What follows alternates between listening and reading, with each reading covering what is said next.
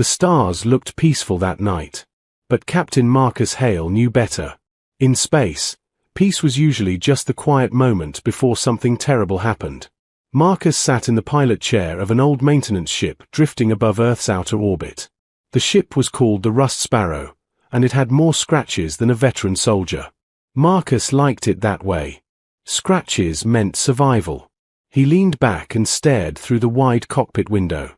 Thousands of stars burned silently across the black sky. "Status report," Marcus muttered. The ship's AI answered immediately. Its calm voice echoed through the cockpit.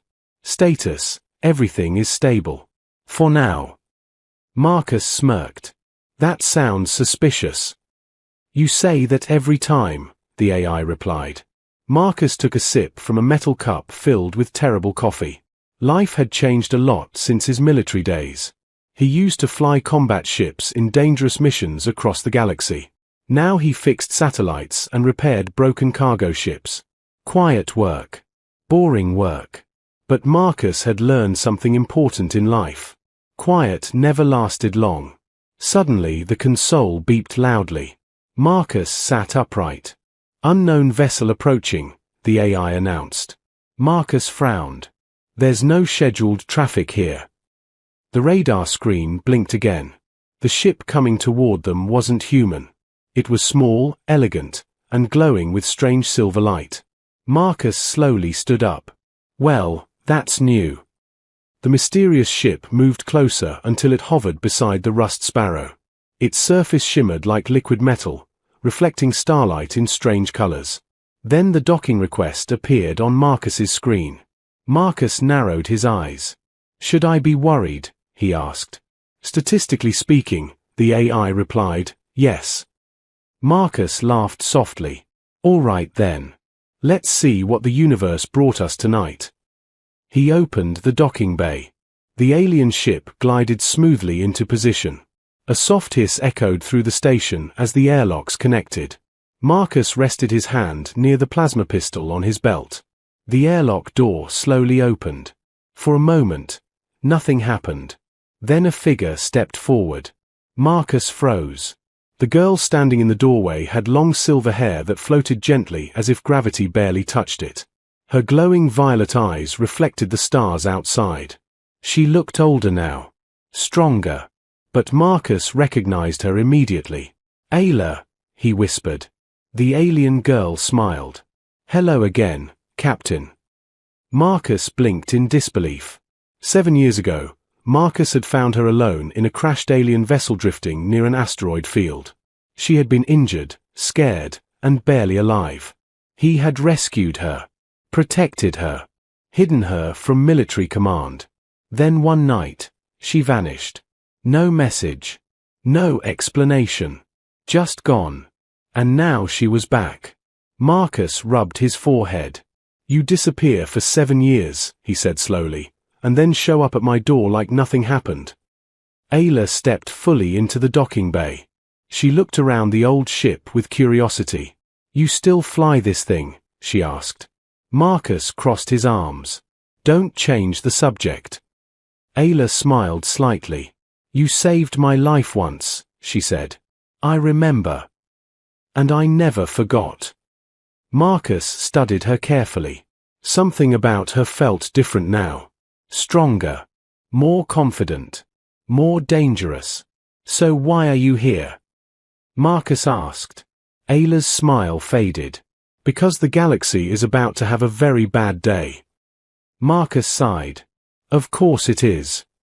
She stepped closer. "Do you remember the beings who destroyed my home world?" Marcus nodded slowly. "You said they were monsters from another dimension." "Yes," she said quietly. "The Riftborn." Marcus leaned against the console. "And let me guess, they're coming back." Ayla looked out the cockpit window toward Earth. "They never left." Marcus straightened immediately. "What?" Ayla activated a small device on her wrist. A holographic map of the solar system appeared between them. Several red points blinked near the edge of the system. "They've been hiding between dimensional fractures," she explained. "Watching. Waiting." Marcus felt a chill run through him. What are they waiting for? Ayla looked directly at him. Humanity. Marcus laughed once. That's a terrible plan. Ayla tilted her head. You don't sound worried. Marcus leaned forward and studied the hologram. Because I know humans. He pointed at the red markers. They think we're weak. Easy prey. Ayla nodded slowly. That is exactly what they believe. Marcus grinned. Then they just made the biggest mistake in the universe. Suddenly the ship shook violently. Warning alarms exploded across the cockpit. Marcus grabbed the console. What the hell was that? The AI spoke urgently. Massive gravitational disturbance detected. Outside the window, space itself twisted. A swirling black tear opened in the stars. Lightning-like energy ripped across the darkness. Ayla stared at the rift in horror. They found us already. From inside the tear, something enormous began to move. Something ancient. Something hungry.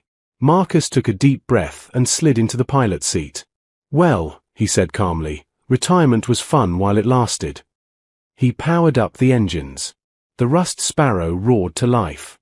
Let's show them what humans do when monsters knock on our door. Ayla smiled again. And far beyond the stars. The war for humanity had just begun. Space exploded into motion. The rust sparrow shot forward like a frightened animal escaping a predator. Its engine screamed as Captain Marcus Hale pushed the controls to their absolute limit. Warning lights blinked across the cockpit like angry red stars. Behind them, the rift in space grew larger. It looked like a wound torn into the universe itself. Dark energy spiraled around the opening while lightning-like cracks spread across the void. From inside that black tear, something enormous moved slowly. Something alive. Marcus tightened his grip on the controls. Well, that's definitely not friendly. Ayla stood behind him, her glowing eyes fixed on the widening rift. They're probing our reality, she said quietly. Testing how stable this dimension is. Marcus glanced at the radar screen. The sensors were struggling to understand what they were seeing. BX, Marcus said, tell me we're faster than whatever that thing is. The AI answered immediately. Statistically unlikely. Marcus sighed. Great. The rust sparrow flew past a broken satellite and dived toward a debris field of abandoned mining equipment. Marcus knew the area well. Years ago it had been an asteroid mining operation before the corporation went bankrupt. Now it was a floating maze of metal structures. Perfect for hiding. Marcus guided the ship between the giant rusted frames of old mining rigs. Sparks flew as their hull scraped dangerously close to a floating antenna tower. Easy! Ayla shouted. Marcus grinned. If it was easy, it wouldn't be fun. Behind them, the rift pulsed again. Then something massive emerged. A shape darker than space itself slowly pushed through the dimensional tear. Its body was impossible to fully see, like reality itself refused to understand its form. But one thing was clear. It was huge. Ayla's voice dropped to a whisper. A rift-born scout. Marcus raised an eyebrow. That's a scout. Yes. Marcus nodded slowly. Good to know the apocalypse starts with the small ones. The creature extended long tendrils made of flickering shadow. Each one stretched through space like searching fingers. The sensors went crazy. Dimensional gravity spikes detected, BX warned. Marcus frowned. Translation. It's trying to grab us. Marcus slammed a switch. Not today. The rust sparrow dropped power suddenly and drifted silently between two massive metal towers. Marcus shut down the main engines completely. The ship floated motionless. Ayla looked confused. What are you doing? Marcus leaned back in the seat. Playing dead. Outside the window, the rift-born tendrils swept through space. One passed only a few hundred meters away. The ship remained completely silent. Ayla watched Marcus carefully. You're not afraid, she said. Marcus shrugged. Fear is useful. Panic is not. The creature searched the area for several long moments. Then slowly, it withdrew. The massive shadow retreated back toward the rift. Ayla exhaled slowly. You tricked it. Marcus smirked. Aliens always underestimate humans. The rift began shrinking. Within seconds, the enormous tear sealed itself shut. The stars returned to their normal positions as if nothing had happened. Silence filled the cockpit. Marcus restarted the engines gently. Well, he said, that was exciting. Ayla sat down in the co-pilot seat. That was only a scout. Marcus nodded. I figured. She activated the hologram map again. Now dozens of red markers blinked across the outer solar system. Marcus stared at the display. How long until the real ones arrive? Ayla hesitated. Maybe 3 days. Marcus whistled. That's not a lot of time. No. Marcus leaned back and thought for a moment. Then he started laughing. Ayla blinked. You're laughing. Marcus nodded. Because they're making a classic mistake. Ayla tilted her head. What mistake? Marcus tapped the Earth symbol on the hologram. They think humans are weak. Ayla studied him carefully. You seem confident. Marcus smiled. Human history is basically one long story of impossible odds. He pointed at the blinking red markers again. Bigger enemies. Better technology. More power. Ayla crossed her arms. And humans still won. Marcus grinned. Every time. The AI suddenly interrupted. Incoming transmission. Marcus frowned. From who? Earth Defense Command. Marcus raised an eyebrow. That's new. The screen flickered and a holographic image appeared. An older woman wearing a military uniform looked directly at Marcus. Captain Marcus Hale, she said. Marcus straightened immediately. Admiral Rodriguez. Ayla looked surprised. You know them. Marcus nodded quietly. She was my commanding officer. The Admiral continued speaking. Captain, our deep space sensors detected the rift-borne probe you encountered. Marcus scratched his chin. Probe is a polite word. The Admiral didn't smile. Humanity has known about the rift-borne for some time. Marcus blinked. You knew. Yes. Ayla leaned forward. You've been preparing. The Admiral nodded. For 20 years. Marcus felt a strange excitement building in his chest. You built something, didn't you? The Admiral finally smiled. Yes. The hologram shifted to show an enormous structure floating in orbit around the moon. Marcus's eyes widened. What is that? The Admiral's voice carried quiet pride. That, Captain Hale, is humanity's answer. A massive ring-shaped structure rotated slowly in space. Energy pulsed across its surface like lightning trapped inside metal. Ayla stared in shock. A dimensional stabilizer. The Admiral nodded. We call it the Atlas Array. Marcus leaned forward. What does it do? The Admiral's expression hardened. It closes dimensional rifts permanently. Marcus grinned. Oh, they're really not going to like that. The Admiral looked directly at him. We need someone who understands rift-borne behavior. Marcus sighed. Of course you do. Ayla smiled. Looks like retirement is officially over. Marcus looked out at the stars again. Then he cracked his knuckles. Good. Far away in the darkness, the rift opened again. But this time, thousands of shadows were waiting behind it. And humanity was about to prove something the entire galaxy had underestimated. Humans don't just survive monsters. They hunt them. The moon hung silent above Earth, but the space around it was no longer peaceful. Hundreds of ships moved in perfect formation around the massive ring structure known as the Atlas Array.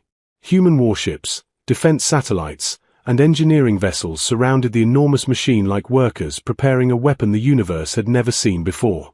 Captain Marcus Hale stared through the cockpit window of the Rust Sparrow as they approached the massive structure. Even from kilometers away, the Atlas array was breathtaking. A gigantic metallic ring, nearly the size of a small city, rotated slowly in orbit. Lightning-like streams of energy ran along its surface. Deep inside its core, a bright blue light pulsed like the heartbeat of a giant machine. Marcus let out a low whistle. "Okay, I'll admit it." Ayla crossed her arms beside him. "Admit what?" Marcus grinned. "Humans have been busy." Ayla's glowing eyes scanned the structure. "This machine, it bends dimensional space." Marcus nodded. "That's what the Admiral said." Ayla looked impressed. "My people spent centuries trying to build something like this." Marcus chuckled. "Well, humans had a strong motivation." Before Ayla could reply, the communication channel activated. Admiral Rodriguez appeared on the screen again. "Captain Hale, welcome to Lunar Defense Sector." Marcus saluted casually. "Nice toy you built, Admiral." The Admiral smirked slightly. "Thank you.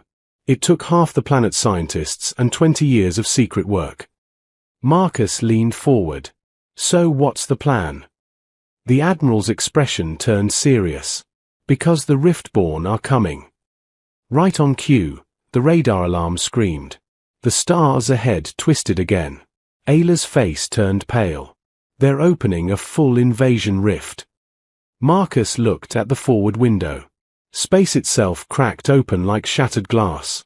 A massive dimensional tear spread across the darkness. And this time, it was enormous. From the rift poured shadows larger than any ship ever built. Dozens of riftborn war creatures began sliding into real space. Their forms looked like living storms made of darkness and lightning. Even Marcus felt a chill. "That's a lot." The Admiral's voice remained calm. "All ships, battle positions." Human warships instantly moved into formation around the Atlas array. Energy cannons began charging. Missile bays opened. Defense drones launched by the hundreds. Marcus raised an eyebrow. "You weren't kidding about preparation." Ayla stared at the Riftborn fleet. "They wiped out my entire civilization in less than a week." Marcus cracked his neck. "Well then, let's make sure their week gets a lot worse." The first Riftborn creature lunged forward. Its massive shadow body twisted like smoke, stretching toward Earth with terrifying speed. Human ships opened fire instantly. Brilliant blue energy beams sliced across space. Missiles exploded against the dark creatures, tearing pieces of their bodies apart. But the Riftborn kept coming. More shadows poured through the rift. Ayla whispered quietly, "There are too many." Marcus watched the battlefield carefully. Then he smiled. "Not yet." The Admiral spoke again. "Activate Atlas Array." The giant ring began glowing brighter. Electric arcs spread across its surface. The central core burned with blinding blue energy. The Riftborn suddenly reacted. Several of them turned toward the machine. They understood the threat. 3 enormous Riftborn charged toward the moon. Marcus leaned forward. "Here we go." Human defense ships rushed to intercept. Explosions filled space as both sides collided in a storm of energy. But the Riftborn were powerful. One massive creature slammed into a human cruiser and tore it apart like paper. Ayla's eyes widened. "They're breaking through." Marcus grabbed the control stick. "BX, power up everything we've got." "That includes systems I strongly advise against using." Marcus grinned. "Exactly." The Rust Sparrow shot forward into the battle. The small repair ship weaved between massive warships and swirling alien shadows. Ayla looked shocked. "You're attacking them in that ship." Marcus laughed. "Humans don't always win with bigger weapons." He pushed the engines harder. "We win with better ideas." Ahead of them, a Riftborn giant reached the Atlas array. Its shadow tendrils wrapped around the giant machine. The structure trembled. The Admiral's voice came through urgently. "If that creature disables the array, Earth is finished." Marcus accelerated straight toward the monster. Ayla grabbed the console. Marcus, what are you doing? Marcus activated a hidden panel. Something stupid. Inside the cargo bay, dozens of experimental gravity bombs armed themselves. Ayla's eyes widened. That will destroy your ship. Marcus shrugged. Probably. The rust sparrow flew directly toward the rift-born creature. Its enormous glowing eyes turned toward the tiny ship approaching it. Marcus smiled. Hey, ugly. He hit the release switch. The bombs fired directly into the creature's shadow body. Marcus slammed the engines into reverse. Hold on. The bombs detonated. Space twisted violently. A massive gravity collapse tore through the rift-born creature, ripping its body apart and pulling it away from the Atlas array. The giant shadow screamed silently as it collapsed into nothing. The Atlas array stabilized again. The Admiral shouted, "Fire the array!" The giant ring unleashed a wave of brilliant blue energy. The pulse spread across the battlefield. When it reached the dimensional rift, reality itself slammed shut. The massive tear collapsed instantly. Every remaining rift-born creature was dragged screaming back into their dimension. And then, silence returned to space. Marcus leaned back in his chair, breathing heavily. Well, he said. That was exciting. Ayla stared at him in disbelief. You risked everything. Marcus smiled softly. Humans do that sometimes. The communication channel opened again. Admiral Rodriguez appeared. Her voice carried pride. Captain Hale.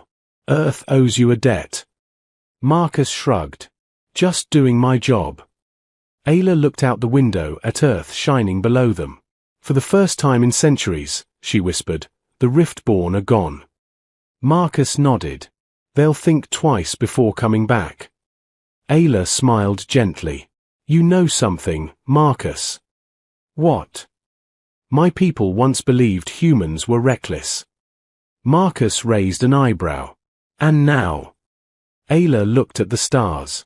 Now I think humanity might be the bravest species in the universe. Marcus chuckled. Don't tell the aliens that. He looked at the peaceful stars again. Because somewhere out there, other civilizations were watching. And they were learning a very important lesson. Never underestimate humanity. Because when the universe throws monsters at humans, humans build bigger answers.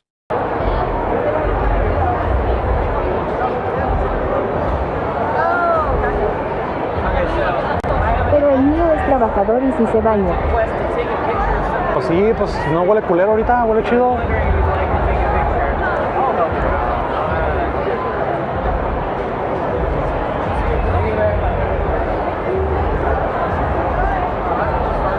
Hey, what's up, man? All right, how's it going?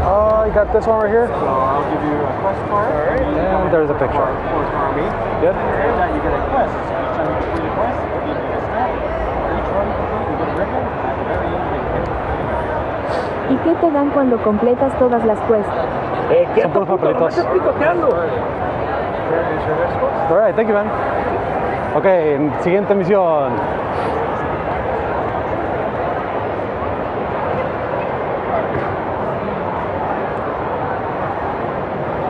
Take a picture visiting the Elden Guild. ¿Cuál es el Elden Guild? Muy buena espera llegamos. ¿Qué onda? No le entiende el güey. ¿Qué onda, Ferchus? ¿Cómo andas, güey? Ferchus SSSSS. Elden Guild. ¿Cuál es ese, güey? ¿Cuál es esa mamón?